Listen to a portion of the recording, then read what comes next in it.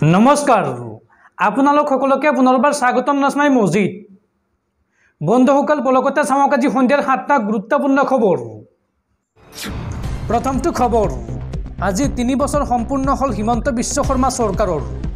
আজি হিমন্ত বিশ্ব শৰ্মা নেতৃত্বাধীন ৰাজ্য চৰকাৰৰ তৃতীয় বৰ্ষপূৰ্তি আৰু এই 3 বছৰীয়া কাৰ্যকালত হিমন্ত বিশ্ব শৰ্মাৰ কাম কাজত আপুনি কিমান সন্তুষ্ট আপুনি জনাব পাৰে কমেণ্ট বক্সত। আৰু হিমন্ত বিশ্ব শৰ্মা চৰকাৰৰ তৃতীয় বৰ্ষপূৰ্তি উপলক্ষে ৰাজ্যৰ প্ৰান্তে প্ৰান্তে চৰকাৰৰ বাবে নাম প্ৰসংগ পূজা অৰ্চনা ৰাজ্যবাসীৰ। পৰৱৰ্তী খবৰ, ৰাজ্যবাসীলৈ ভাল খবৰ। আজি ৰাজ্যৰ লাখ লাখ লোকৰ বেংক একাউণ্টত সোমাইছে চৰকাৰী ধন। এতিয়াই পৰীক্ষা কৰক আপোনাৰ বেংক একাউণ্ট, আপোনাৰ একাউণ্টতো সোমাইছে চৰকাৰী ধন। ৰাজ্যৰ লাখ লাখ লোকৰ বেংক একাউণ্টত সোমাইছে চৰকাৰী ধন। এতিয়াই পৰীক্ষা কৰক আপোনাৰ বেংক একাউণ্ট। চৰকাৰে জমা কৰি দিছে বেংক একাউণ্টত ধন। কোনে কোনে লাভ কৰিছে এই ধন বা এই টকা চাওঁ আহক। অৰুণোদয় আঁচনিৰ লাখ লাখ হিতাধিকাৰী বেংক একাউণ্টত জমা হৈছে 1250 টকাকৈ। লগতে দিব্যাংগ আঁচনিৰ হিতাধিকাৰীও লাভ কৰিছে ধন আৰু বৃদ্ধ পেঞ্চন আঁচনিৰো ধন সোমাইছে বেংক একাউণ্টত। লগতে বিধৱা পেঞ্চন আঁচনিৰো ধন জমা হৈছে বেংক একাউণ্টত হিতাধিকাৰীৰ। উল্লেখযোগ্য যে প্ৰতি মাহৰ 10 তাৰিখে হিতাধিকাৰী বেংক একাউণ্টত ধন সোমোৱাটো নিশ্চিত কৰিছে অসম চৰকাৰে আৰু আজি হৈছে মাহৰ 10 তাৰিখ। সেয়েহে ৰাজ্যৰ প্ৰতিগৰাকী হিতাধিকাৰী বেংক একাউণ্টত সোমাইছে চৰকাৰী ধন। পৰৱৰ্তী খবৰ, এইবাৰ কংগ্ৰেছ চৰকাৰ হ'লে দেশত পুনৰ সাজিব বাবৰি মছজিদ আৰু দেশত পুনৰ বাবৰি মছজিদ নোহোৱাৰ স্বাৰ্থত আমাক 400খন আসন লাগে। বিজেপিক কিয় 400খন আসন লাগে ইয়াৰ কাৰণ ক'লে মুখ্যমন্ত্ৰী হিমন্ত বিশ্ব শৰ্মাই। চৰকাৰ গঠনৰ বাবে এইবাৰ 400খন আসন কিয় লাগে বিজেপিক। নিৰ্বাচনী প্ৰচাৰ চলাই হিমন্ত বিশ্ব শৰ্মাই ক'লে বিজেপিক 400খন আসন লগাৰ কাৰণ। হিমন্ত বিশ্ব শৰ্মাই এই সন্দৰ্ভত মন্তব্য কৰি কয় যে 400 আসন আমি নাপালে কংগ্ৰেছে আকৌ বাবৰি মছজিদ সাজিব। দেশত পুনৰ বাবৰি মছজিদ নোহোৱাৰ স্বাৰ্থত আমাক 400 আসন লাগে। উৰিষ্যাৰ মালকিনগিৰিত নিৰ্বাচনী প্ৰচাৰ চলাই এই মন্তব্য হিমন্ত বিশ্ব শৰ্মাৰ। আমি দেশৰ প্ৰতিটো মন্দিৰক বেলেগৰ হাতৰ পৰা মুক্ত কৰিলোঁ। আমাৰ এই তালিকাখন বহুত বেছি দীঘল। এই মন্তব্য হিমন্ত বিশ্ব শৰ্মাৰ। বন্ধুসকল, তাৰপিছত 4 নম্বৰ খবৰটো জনোৱাৰ আগতে আপোনালৈ এটা সৰু ৰিকুৱেষ্ট, যদি তেওঁলোকে এইটো ভিডিঅ'ত লাইক কৰা নাই তেন্তে প্লিজ এটা লাইক কৰি দিয়ক আৰু এনেকুৱা ধৰণৰ নতুন নতুন ভিডিঅ' পাবলৈ চেনেলটো ছাবস্ক্ৰাইব কৰি কাষত থকা বেল আইকনটো প্ৰেছ কৰি ৰাখক। পৰৱৰ্তী খবৰ, আদানী আম্বানীৰ কলাধনক লৈ এইবাৰ সমুখ সমৰত নামিছে প্ৰধানমন্ত্ৰী নৰেন্দ্ৰ মোদী আৰু কংগ্ৰেছৰ যুৱৰাজ ৰাহুল গান্ধী। এইবাৰ নিৰ্বাচনত আদানী আম্বানীৰ পৰা টেম্পু ভৰ্তি কৰি কংগ্ৰেছে টকা লোৱাৰ অভিযোগ উত্থাপন কৰিছে প্ৰধানমন্ত্ৰী মোদীয়ে। আদানী আম্বানীৰ সৈতে সম্পৰ্কত ফাট মিলিলে প্ৰধানমন্ত্ৰী মোদীৰ। আদানী আম্বানীৰ ওচৰত আছে কলাধন, এই অকপট স্বীকাৰোক্তি প্ৰধানমন্ত্ৰী নৰেন্দ্ৰ মোদীৰ। প্ৰধানমন্ত্ৰী মোদীৰ অভিযোগ, আদানী আম্বানীৰ পৰা কলাধন লৈছে কংগ্ৰেছে। টেম্পু ভৰ্তি কৰি আদানী আম্বানীৰ পৰা কলাধন লৈছে কংগ্ৰেছে। কলাধন থকা আদানীৰ কথা কিয় ৰাহুল গান্ধীয়ে আজিকালি নকয় বুলি প্ৰশ্ন প্ৰধানমন্ত্ৰী মোদীৰ। আদানী আম্বানীৰ সৈতে ৰাহুল গান্ধীৰ আৰু কংগ্ৰেছৰহে ভাল সম্পৰ্ক আছে, এই মন্তব্য কৰে মোদীয়ে।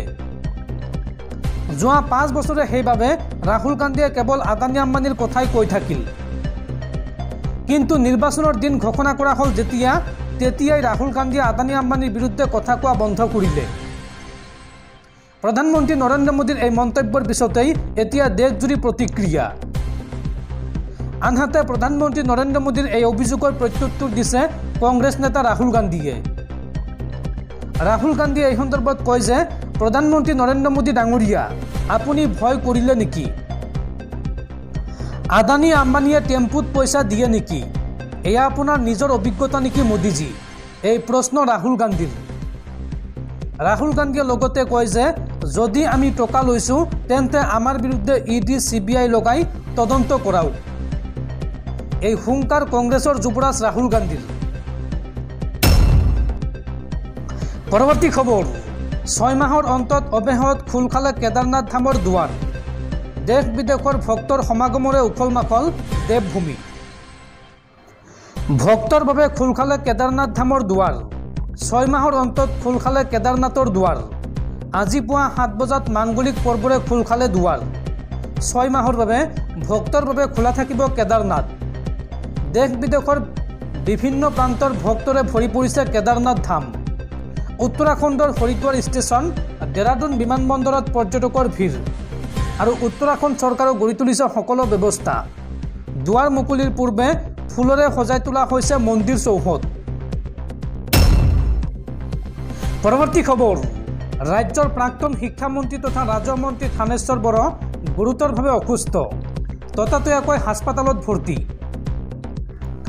ৰাজ্যৰ প্ৰাক্তন শিক্ষামন্ত্ৰী থানেশ্বৰ বৰাক ৰঙিয়াৰ ষষ্ঠী চিকিৎসালয়ত ভৰ্তি কৰোৱা হৈছে তেওঁৰ স্বাস্থ্যৰ অধিক অৱনতি ঘটিছে অসম গণ পৰিষদৰ প্ৰতিষ্ঠাকালৰ নেতা থানেশ্বৰ বৰুৱে প্ৰফুল্ল কুমাৰ মহন্তৰ মন্ত্ৰীসভাত শিক্ষা আৰু ৰাজমন্ত্ৰী হিচাপে কাৰ্যনিৰ্বাহ কৰিছিল বাতৰি অনুসৰি বুধবাৰে নিশা হঠাতে বৰৰ স্বাস্থ্যৰ অৱনতি ঘটাত তেওঁক ততাতৈয়াকৈ চিকিৎসাৰ বাবে হাস্পতালত ভৰ্তি কৰোৱা হয় তেওঁৰ স্বাস্থ্যৰ অৱস্থাৰ প্ৰতি লক্ষ্য ৰাখি তেওঁক ৰঙিয়াৰ ষষ্ঠী চিকিৎসালয়ৰ ইনচেণ্টিভ কেয়াৰ ইউনিট চমুকৈ ICUলৈ স্থানান্তৰ কৰা হয় চিকিৎসকসকলে তেওঁৰ স্বাস্থ্যৰ ওপৰত দৃষ্টি ৰাখিছে জানিব পৰা মতে কেইবাদিন ধৰি খাদ্য গ্ৰহণ কৰাৰ ক্ষেত্ৰত অসুবিধা পোৱাত হাস্পতালত ভৰ্তি কৰাৰ পিছত চিকিৎসকে দেশৰ বিভিন্ন অংশত পানী জমা হোৱাৰ কথা জানিবলৈ দিয়ে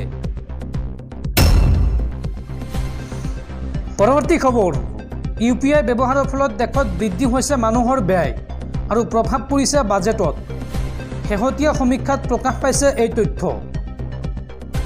বিমুদ্ৰাকৰণৰ পিছত নগদবিহীন লেনদেনে ভাৰতৰ বিত্তীয় ব্যৱস্থালৈ এক অভূতপূৰ্ব পৰিৱৰ্তন আনিবলৈ সক্ষম হৈছে ভাৰতীয় ৰাষ্ট্ৰীয় পৰিষদ নিগম অৰ্থাৎ national payment corporation of India চমুকৈ NPCIয়ে উদ্ভাৱন কৰা ইউনিফাইড পেমেণ্ট ইণ্টাৰফেচ চমুকৈ UPIৰ জৰিয়তে আৰ্থিক লেনদেন যথেষ্ট সহজলভ্য হৈ পৰিল আৰু তাৰ সমান্তৰালকৈ UPI মানুহৰ জীৱনৰ এক অভিন্ন অংশলৈ ৰূপান্তৰিত হ'ল শাক পাচলিৰ বজাৰৰ পৰা বেংকৰ সকলো ধৰণৰ লেনদেন এতিয়া UPIৰ জৰিয়তে সম্ভৱ ফলত টকা উলিয়াবলৈ অথবা কাৰোবালৈ পঠিয়াবলৈ বেংক বা ATMৰ সন্মুখত গৈ থিয় হৈ থকাৰ প্ৰয়োজনেই নোহোৱা হৈ পৰিল কেৱল এয়াই নহয় হাতত থকা মোবাইলটো ৰিচাৰ্জ কৰাৰ পৰা বিদ্যুৎ বিল পৰিশোধ কৰা জীৱন বীমা স্বাস্থ্য বীমা বাহনৰ বীমা কৰোৱা ইয়াৰ প্ৰিমিয়াম পৰিশোধ কৰা ঋণ লোৱা শ্বেয়াৰ মাৰ্কেট মিউচুৱেল ফাণ্ডত বিনিয়োগ কৰালৈকে সকলো কাম UPIৰ জৰিয়তেই সম্ভৱ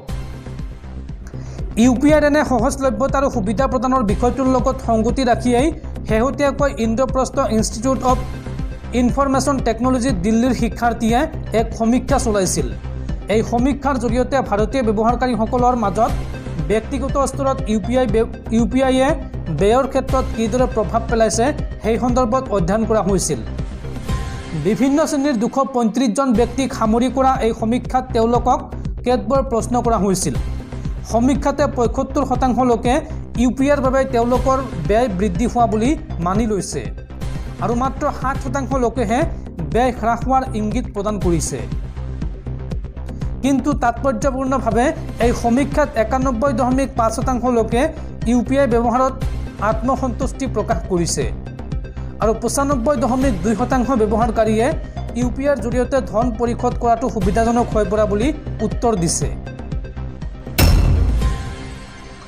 পৰৱৰ্তী খবৰ দুগৰাকী পত্নী থকা লোকক কংগ্ৰেছ চৰকাৰে দিব 2 লাখকৈ টকা নিৰ্বাচনী সভাত এই আজব প্ৰতিশ্ৰুতি এগৰাকী কংগ্ৰেছ প্ৰাৰ্থীৰ আৰু এই ঘোষণাৰ পিছতেই উভতি ধৰিছে বিজেপিয়ে